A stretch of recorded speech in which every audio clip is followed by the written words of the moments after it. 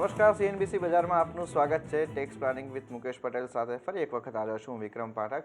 અને આજે આપણે જે ચર્ચા કરવાના છીએ એ સબ્જેક્ટ આપણા માટે થોડો નવો રહેશે, કારણ કે અહીંયા નવા નાણાકીય ધારાની કેટલીક જોગવાઈઓ જે લાગુ થઈ છે, જે આપના રોજમર્રા જીવનની અંદર અને આપના ટેક્સેશનના સબ્જેક્ટની અંદર ખાસ અસર કરી શકે તેમ છે. તો આજે આપણે નવા નાણાકીય ધારાઓની જોગવાઈઓ શું રહી છે નવી, અને એની ઇમ્પેક્ટ આપના ઉપર શું રહેશે, શું અહીંયા કરવેરા આયોજન કરવું જોઈએ, એના ઉપર ચર્ચા કરીશું આપણા કરવેરા નિષ્ણાત મુકેશભાઈ પટેલ સાથે. મુકેશભાઈ, સ્વાગત છે આપનું સીએનબીસી બજારમાં. નવો નાણાકીય ધારો આપણે 1 જૂનથી એની ઘણી બધી જોગવાઈઓ જે છે તે લાગુ થતી આપણે જોઈ છે. હવે અહીંયા એક નવી જોગવાઈ આપણે ટીસીએસના સંદર્ભમાં આવી છે. આ ટીસીએસ શું છે અને આ જોગવાઈ શું છે આની? વિક્રમ, આજનો એપિસોડ આપણે કદાચ એમ કહી શકીએ કે ટીસીએસ સ્પેશિયલ તરીકે એને આપણે ડેડિકેટ કરીશું, કારણ કે 1 જૂન 2016થી ટીસીએસને લગતી કેટલીક અત્યંત મહત્ત્વપૂર્ણ જોગવાઈઓ અમલી બને છે, જેની સમજ સામાન્ય કરદાતાઓએ પણ મેળવવી ખૂબ મહત્ત્વની છે. ખાસ કરીને ધંધો વ્યવસાય કરતા કરદાતાઓ અને અન્ય કરદાતાઓ માટે પણ આનું ખૂબ મહત્ત્વ રહે છે.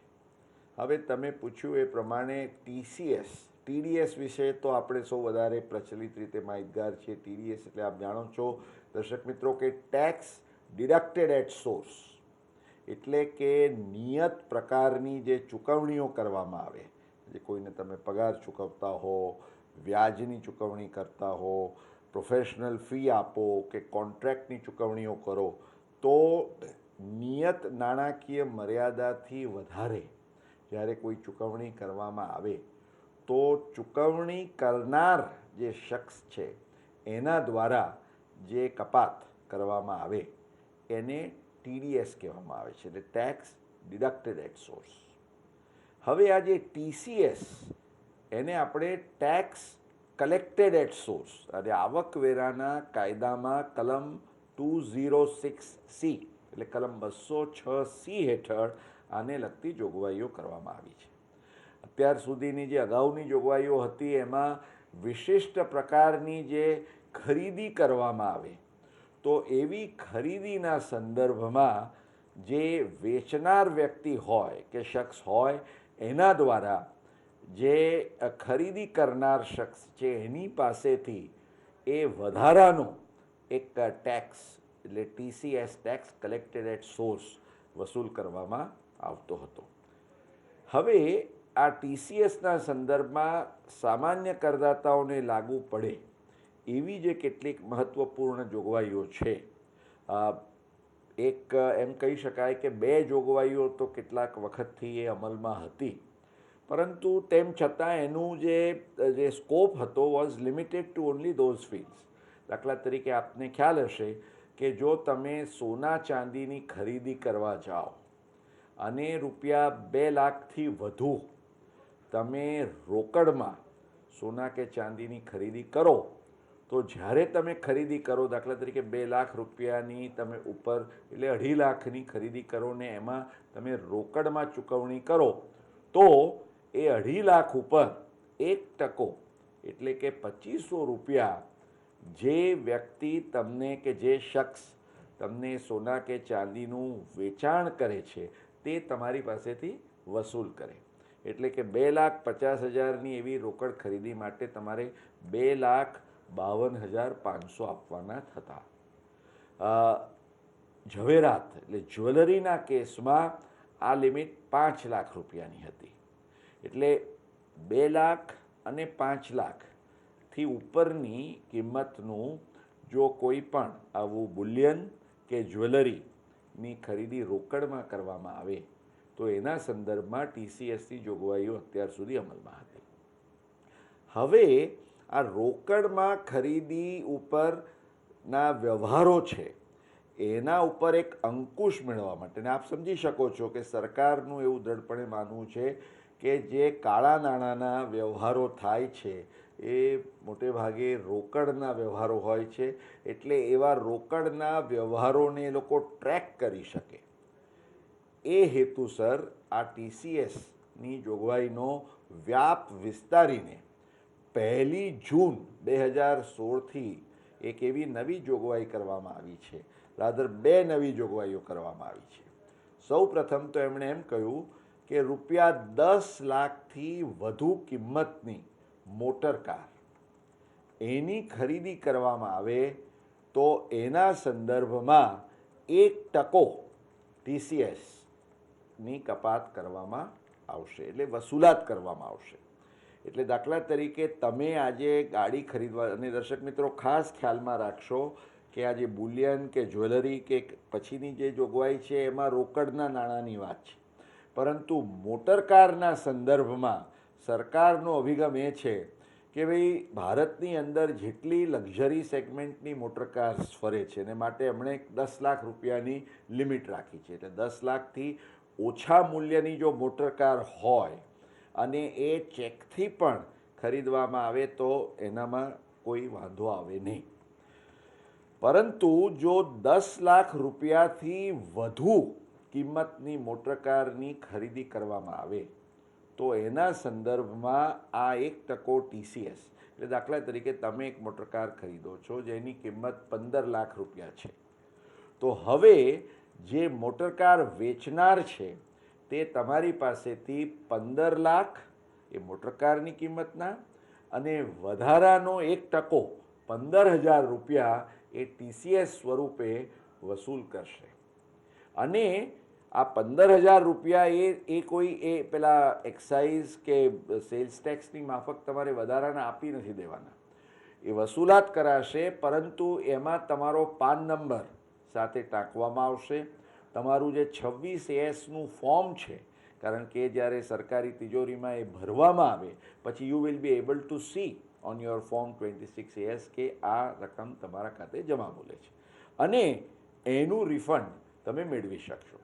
પરંતુ ખ્યાલમાં એ રાખશો કે 15-20 લાખ રૂપિયાની મોટરકાર તમે લીધી હોય, ચેકથી પણ લીધી હોય, તો પણ સરકાર હવે તમને પૂછી શકશે. દાખલા તરીકે તમે ખાલી 2 લાખ રૂપિયાની આવકનું રિટર્ન ભરતા હો અને આવી 15-20 લાખ રૂપિયાની મોટરકારની ખરીદી કરો તો એનો ખુલાસો તમારે આપવાનો રહેશે કે આ 20 લાખ રૂપિયા તમે ક્યાંથી લાવ્યા, એટલી બચત તમે કરી કે તમે કોઈની પાસેથી લોન લીધી. સરકારને કે આવકવેરા ખાતાને હવે એ જાણવામાં રસ છે. એટલે દર્શક મિત્રો, 10 લાખ રૂપિયા ઉપરની મોટરકારની ખરીદી કરો તો ખ્યાલમાં રાખશો કે એના અંગે TCSની વસૂલાત કરાયાના સંદર્ભમાં કોઈ પણ પ્રકારની તપાસ હવે આવકવેરા ખાતું તમારા પાનના આધારે કરી શકશે. પાન વગર તો તમે ખરીદી પણ નહીં શકો. કદાચ ખરીદશો તો એના માટેનું ફોર્મ અને એમાં પણ તમારી બધી જ વિગતો તમારે ડિક્લેર કરીને આપવી પડશે. બીજી એક જે જોગવાઈ છે એ ખ્યાલમાં રાખશો કે જે આપણે પેલી 2 લાખ રૂપિયાની બુલિયનની જોગવાઈ જોઈ એની સમકક્ષ જોગવાઈ છે, પણ એ જોગવાઈ પણ એનો વ્યાપ ખૂબ વિશાળ છે. કારણ કે એમ કહેવામાં આવ્યું છે કે 2 લાખ રૂપિયાથી વધુ કિંમતની કોઈ પણ માલ કે સેવાની ખરીદી કરવામાં આવે અને એના સંદર્ભમાં જો કોઈ પણ રકમ, એની amount is paid in cash, તો એ સંજોગોમાં આ 1% TCSની જોગવાઈ લાગુ પડશે. એટલે હવે એકચ્યુઅલી જે માલ કે સેવાનો જે કોઈ વેચાણ કે સુવિધા પૂરી પાડે છે એની પણ આ જવાબદારી બને છે કે જો એ 2 લાખ રૂપિયા ઉપરનું, આજે દાખલા તરીકે તમારે ત્યાંથી કોઈ 3 લાખ રૂપિયાનું ટીવી ખરીદી જાય ને કેશમાં પૈસા ચૂકવે તો તમારે 3,03,000, if you are a dealer, 3,03,000 રૂપિયા તમારે પેલા પાસેથી લેવાના. 3,000 રૂપિયા એટલે 1% જે TCS છે તમારે સરકારી તિજોરીમાં જમા કરવાનો અને એનો પાન નંબર વગેરે દર્શાવવાનો. તો ટૂંકમાં TCSની આ 2 મહત્વની જોગવાઈઓ, 10 લાખ ઉપરની મોટરકારની ખરીદી રોકડમાં હોય કે ચેકથી હોય, અથવા 2 લાખ રૂપિયાથી વધુ કોઈ પણ માલ કે સેવામાં આજે આપ સમજી શકો છો કે કોઈ તમે હોટેલની અંદર કોઈ પેમેન્ટની ચૂકવણી કરી, અથવા તો તમે કોઈ હોસ્પિટલની અંદર પણ આજે એમ સમજો કે તમે 2.5-3 લાખ રૂપિયાની કેશ માં તમે જો ચૂકવણી કરી તો આ તમામના સંદર્ભમાં અહીં ખ્યાલ એટલો રાખશો કે આ જે 1% TCS છે is in respect of a single bill or invoice. એટલે જો અલગ અલગ રકમના ઓફકોર્સ મોટરકારના તમે પૈડા અને બોનેટ ને ડીકી કંઈ છૂટા નથી પાડી શકવાના, પરંતુ અન્ય વસ્તુના કેસમાં લોજિકલી જો માલ કે સેવાનું વિભાગીકરણ કરીને એ ઇન્ડિવિજ્યુઅલી જો 2 લાખ રૂપિયાથી અંદર આવતું હોય તો then it may be a different thing. Okay, ચેલેશ મુકેશભાઈ, આ જે નવી જોગવાઈની વાત તો તમે કરી, પરંતુ આ નવી જોગવાઈના સંદર્ભમાં કોઈ અપવાદ ખરા? અપવાદ પણ વિક્રમ રાખવા સ્વાભાવિક રીતે જરૂરી બને.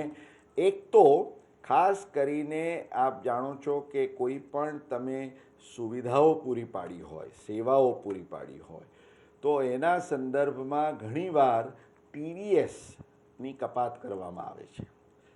તો એ TDS જ્યાં આગળ વસૂલ કરવામાં આવ્યો હોય એ જ કેસમાં TCS પણ વસૂલ કરાશે નહીં, એવો એક મહત્ત્વનો અપવાદ જે કલમ 206C હેઠળ રાખવામાં આવ્યો છે. અને એ આવકારદાયક છે, કારણ કે સરકારનો હેતુ જે છે એ આવા રોકડના જે નાણાં છે, નાણાકીય વ્યવહારો, એને ટ્રેક કરવાનો છે. 1% મેં કહ્યું એમ TCS અલ્ટિમેટલી તો કલેક્ટ કરીને એમને ક્રેડિટ આપીને પરત કરવાનો છે, પરંતુ એ પાનની વિગતો અને આ TCSના આધારે એકવાર જે કંઈ ટ્રેકિંગ થાય તો on the basis of that આવકવેરા ખાતું આજે પોતાના ડેટાબેઝ કે ઇન્ટેલિજન્સના આધારે અત્યાર સુધી એવું બનતું હતું કે તમે કોઈ પણ જગ્યાએ જાઓ 2-5 લાખ રૂપિયાની રોકડમાં ખરીદી કરી આવો અને તમે એમ સમજો કે આ તો ક્યાં કોઈને ખબર પડે છે. પરંતુ હવે દર્શક મિત્રો, મેં કહ્યું એ પ્રમાણે 2 લાખ રૂપિયા ઉપરની કિંમતની કોઈ પણ માલ કે સેવાની ખરીદી જો રોકડમાં કરવામાં આવે તો you will need to be prepared to explain that point. એટલે વિક્રમ, આપણા સૌ દર્શક મિત્રો આ અત્યંત મહત્ત્વની જોગવાઈઓ ખ્યાલમાં રાખે એ ખૂબ જરૂરી છે. બિલકુલ. આ સાથે TCSની હજુ પણ કેટલીક જોગવાઈઓ છે જેના માટે મુકેશભાઈ પ્રશ્નો છે, એના ઉપર આપની સાથે ચર્ચા કરીએ, પરંતુ પહેલાં અહીંયા સમય થયો છે એક બ્રેક.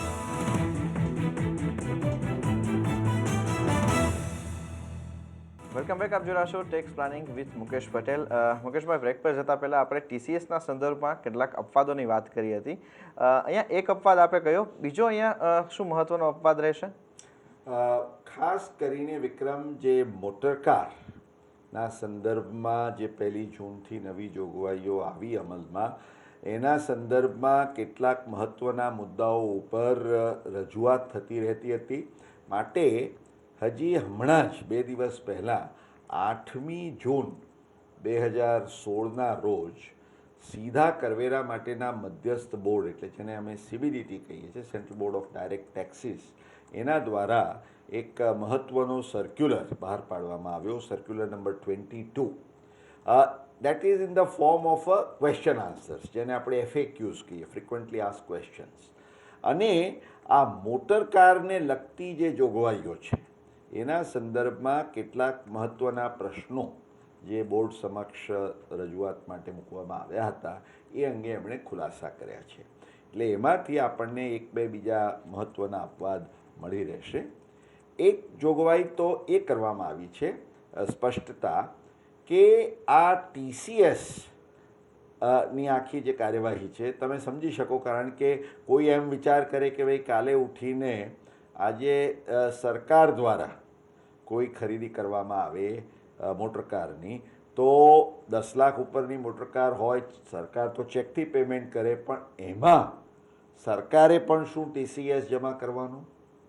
તો આ એક ખૂબ જ મહત્ત્વનો પ્રશ્ન હતો. એના ઉપર એક ખુલાસો એ કરવામાં આવ્યો છે કે કેન્દ્ર કે રાજ્ય સરકારનું કોઈ પણ ખાતું હોય, એની ડિપાર્ટમેન્ટ, ગવર્મેન્ટ ડિપાર્ટમેન્ટ, અથવા તો કોઈ પણ ડિપ્લોમેટિક મિશન, એટલે કે એમ્બેસી હોય, કોન્સ્યુલેટ હોય, એમના દ્વારા, કારણ કે they are entitled to special privileges, એમના દ્વારા આવી મોટરકારની કોઈ ખરીદી કરવામાં આવે તો એના સંદર્ભમાં આ 1% TCSની જોગવાઈ લાગુ પડશે નહીં.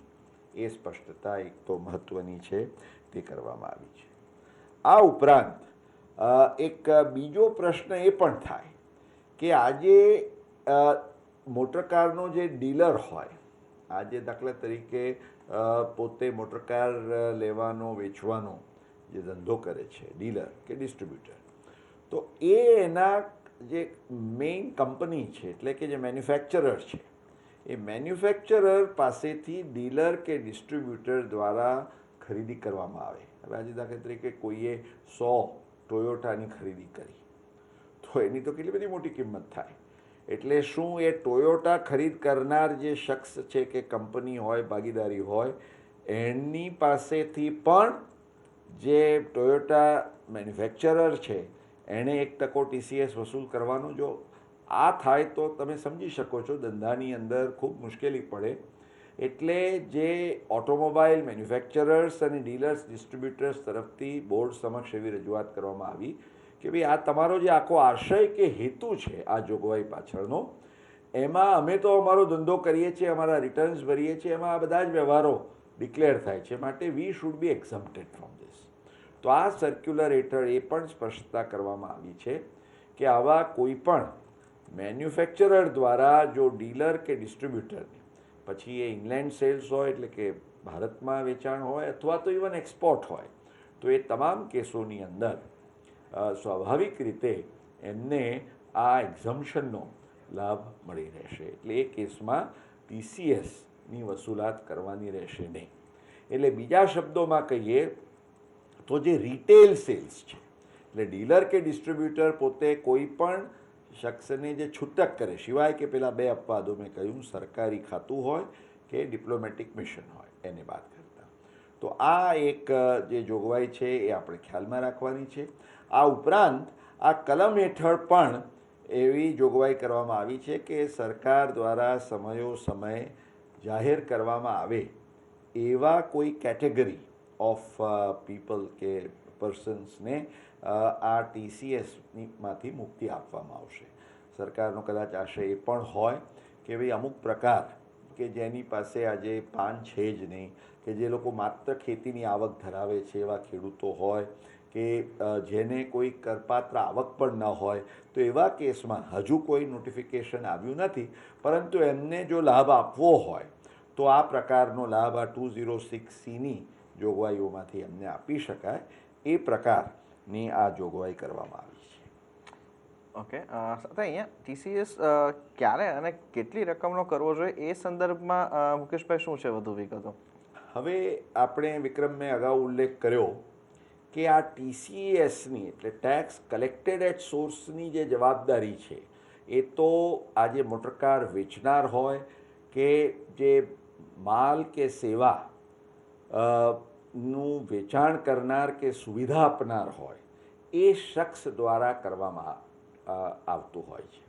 એટલે કે ખરીદનાર પાસેથી કે સેવા મેળવનાર વ્યક્તિ પાસેથી આ ટેક્સ કલેક્ટ કરવામાં આવે છે. તો હવે TCS કરવા માટેનું સૌ પ્રથમ પગથિયું તો એ કે કોને TCS કરવાનું?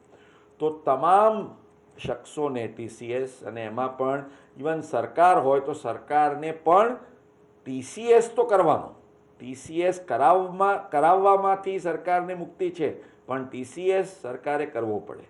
એવી જ રીતે કોઈ પણ કંપની હોય, ભાગીદારી હોય, ટ્રસ્ટ હોય, કોઓપરેટિવ સોસાયટી હોય, એ તમામને હવે વ્યક્તિ અને HUFના કેસમાં માત્ર જોગવાઈ એટલી છે કે જો એ ટેક્સ ઓડિટને પાત્ર હોય, આવકવેરાના કાયદાની કલમ 44 AB હેઠળ એમનો એ નિયત કરાયેલ જે વકરો છે એ કલમ હેઠળ, તો એ વકરાથી જો એમનો વકરો વધતો હોય કે એમની ગ્રોસ રિસીટ્સ વધતી હોય તો એમને એ TCS કરવાની જવાબદારી રહેશે. એટલે પેલા નાના માણસોને વ્યક્તિગત હોય કેસમાં એને આ TCSમાંથી કોઈ એને તકલીફ પડે નહીં એ કાર્યવાહી કરવામાંથી. હવે TCS જો તમે કરવા પાત્ર હો તો જેવી રીતે TDS માટે તમારે એક TAN નંબર લેવો પડે છે, એવી જ રીતે TCS માટે પણ તમારે એક નંબર લેવો પડે, અને જેના માટે 49B ફોર્મ જે છે તે તમારે ભરવાનું હોય. એ TCSની પછી તમે જે કંઈ વસૂલાત કરો એ તમારે વસૂલ કર્યાના આવતા મહિનાની 7મી તારીખ સુધીમાં એની સરકારી તિજોરીમાં ચૂકવણી કરવાની હોય છે. એ માટેનું એક TCSનું જે ત્રિમાસિક સ્ટેટમેન્ટ કહીએ છીએ એ સ્ટેટમેન્ટ પણ તમારે જેવી રીતે TDSની જોગવાઈઓ છે એવી રીતે TCSની જોગવાઈઓના સંદર્ભમાં પણ ભરવાનું થાય છે. હવે વિક્રમ, તમે જે એક ખૂબ મહત્ત્વનો પ્રશ્ન ઊભો કર્યો અને કદાચ જેના અંગે હજુ એટલી સ્પષ્ટતા કરવામાં આવી નથી, એટલે ત્યાં સુધી one will need to take a little safer view. કારણ કે જે કલમ છે એમ કહે છે કે ભાઈ 2 લાખ રૂપિયા ઉપરની કિંમત કે અવેજ કન્સિડરેશનની કોઈ પણ માલ કે સેવાની સુવિધા અને એના સંદર્ભમાં કોઈ પણ રકમ જો રોકડથી ચૂકવવામાં આવે, એટલે દાખલા તરીકે આજે એમ સમજો કે 2.5 લાખ રૂપિયાનું એક ઇન્વોઇસ છે, તમે 2,45,000 રૂપિયા ચેકથી ચૂકવ્યા, પણ 5,000 રૂપિયા જો તમે કેશમાં એટલે રોકડ સ્વરૂપે જો ચૂકવ્યા હોય તો એવા સંજોગોની અંદર પણ એક વ્યૂ એવો છે કે તમારે પૂરેપૂરા 2.5 લાખ ઉપર TCS કરવો પડે. શા માટે? કે 2 લાખ રૂપિયાથી વધુ કિંમતનો વ્યવહાર છે અને એની અમાઉન્ટ એમાં કંઈક પણ તમે રોકડ સ્વરૂપે નાણાં વસૂલ કર્યા છે. એટલે જો TCSમાંથી બિલકુલ નિશ્ચિંત રહીને તમારે મુક્તિ કોઈને આપવી હોય તો એને ખાસ સલાહ આપવી જોઈએ કે ભાઈ 2 લાખ ઉપરના વ્યવહારમાં કોઈ પણ રોકડનો કોમ્પોનન્ટ રાખશો નહીં. નહીં તો TCS થાય. TCS થયો હોય તમે you can claim the refund letter on. આ બાબત આપે દર્શક મિત્રો ખાસ ખ્યાલમાં રાખવાની છે. અલબત્ત આ અંગે કેટલીક રજૂઆતો બોર્ડ સમક્ષ પણ થતી રહી છે કે ભાઈ તમે આવા 2.5 લાખમાંથી 5,000 માટે તમે સંપૂર્ણ 2.5 લાખ ઉપર રાખો એ બરાબર નથી. પણ as of now the interpretation of the section, એટલે દર્શક મિત્રો આ અંગે ખાસ તમારે ખ્યાલ રાખવાનો છે. બીજો મુદ્દો એ ખ્યાલમાં એ રાખવાનો છે કે તમે જે ચૂકવણી કરો છો, હવે ચૂકવણી ઘણીવાર માની લો કે 5 લાખની ચૂકવણી હોય, તમે પહેલાં 1 લાખ ચૂકવ્યા, પછી 4 લાખ ચૂકવો છો 2 મહિના પછી, તો કયા તબક્કે તમારે TCS કરવાનો? તો એટ એવરી પેમેન્ટ, એટલે પહેલાં 1 લાખ ચૂકવો ત્યારે પણ તમારે કરવાના, પછીના 4 લાખ કરો ત્યારે પણ કરવાના. ઓકે, ત્યારે જ અહીંયા TCSની કપાત જેમણે કર્યું હોય મુકેશભાઈ, એમણે કઈ કઈ બાબતોનું ખાસ ધ્યાન રાખવાનું? મેં જે કહ્યું એ પ્રમાણે વિક્રમ, સૌથી મહત્ત્વની વાત TCSની કપાતના સંદર્ભમાં કે અને આ એક જોગવાઈ જ્યાં સુધી સ્પષ્ટતા ન થાય ત્યાં સુધી ઇટ ઇઝ વેરી નેસેસરી કે તમે આ 2 લાખ ઉપરના વ્યવહારો, અને આ સિવાય વિક્રમ તમને ખ્યાલ હશે કે થોડાક સમય અગાઉ આપણે દર્શક મિત્રોના લાભાર્થે જાન્યુઆરી 2016થી પાન સંબંધી જે કેટલાક નવા નિયમો અમલી બન્યા એના અંગે ચર્ચા કરી હતી. હવે અસરકારક રીતે જો જોઈએ તો આ ચાલુ નાણાકીય વર્ષ જે 2016-17 છે એને માટે સૌ જે કોઈ પણ ધંધો વ્યવસાય કરનાર છે કરદાતાઓ, એમણે ખાસ એ ખ્યાલમાં રાખવાનું રહેશે કે 2 લાખ રૂપિયાથી વધુ રકમની જો માલ કે સેવાઓનો જેમણે લાભ લીધો હોય, મેં કહ્યું એમ TCS કરવાની જે જોગવાઈ છે એ તો સેપરેટ છે, પરંતુ નાણાકીય વર્ષ દરમિયાન કોઈ પણ વ્યક્તિને, જો કોઈ પણ વેપારી 2 લાખ રૂપિયાથી વધુ કિંમતનો માલનું વેચાણ રોકડથી કરે, જે TCS કરવાનો છે સિંગલ બિલના સંદર્ભમાં છે, પણ આખા વર્ષ દરમિયાન પણ જો 2 લાખથી વધારેના વ્યવહારોનું વેચાણ થાય અથવા વ્યવહારોની સેવાઓની સુવિધા, તો એના સંદર્ભમાં પાન તમારે મેળવવો જરૂરી છે. અને જો 2 લાખથી વધુ રોકડમાં ચૂકવણી આ રીતે કરવામાં આવી હોય તો એના સંદર્ભમાં જે પણ વેપારી છે કે જે પણ આવા વ્યાવસાયિક છે એણે આ નાણાકીય વર્ષના અંતથી, એટલે કે આવતા વર્ષના એ નાણાકીય વર્ષના અંતથી 3 મહિનાની અંદર એમણે એક સ્પેશિયલ ફોર્મ 61A ભરીને એના અંગેની વિસ્તૃત માહિતી આપવાની રહેશે. એટલે એમના માટે એક વિશેષ જવાબદારી છે. એટલે દર્શક મિત્રો, છેલ્લો મુદ્દો આજના કાર્યક્રમમાં જો આપના માટે કહું તો એ પણ ખ્યાલમાં રાખશો કે આ TCS ઉપરાંત જો તમે કોઈને પણ રોકડમાં આવી માલ કે સેવાની સુવિધા આપતા હો જે નાણાકીય વર્ષ દરમિયાન ટુકડે ટુકડે પણ 2 લાખથી વધવાના હોય તો ત્યાં TCS ન આવે તો પણ પાન એનો મેળવવો અને તમારા રેકોર્ડ પર રાખવો અને એ સંદર્ભમાં ફોર્મ ભરવું એ અત્યંત મહત્વનું બની રહેશે.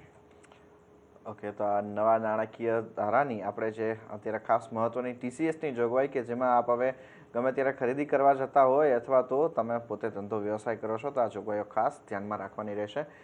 મુકેશભાઈ, આપનો ઘણો આભાર અહીંયા સમય ફાળી અમારી સાથે જોડાયા અને આ સમગ્ર માહિતી આપી એ બદલ.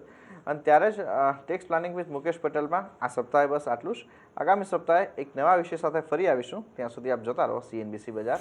નમસ્કાર.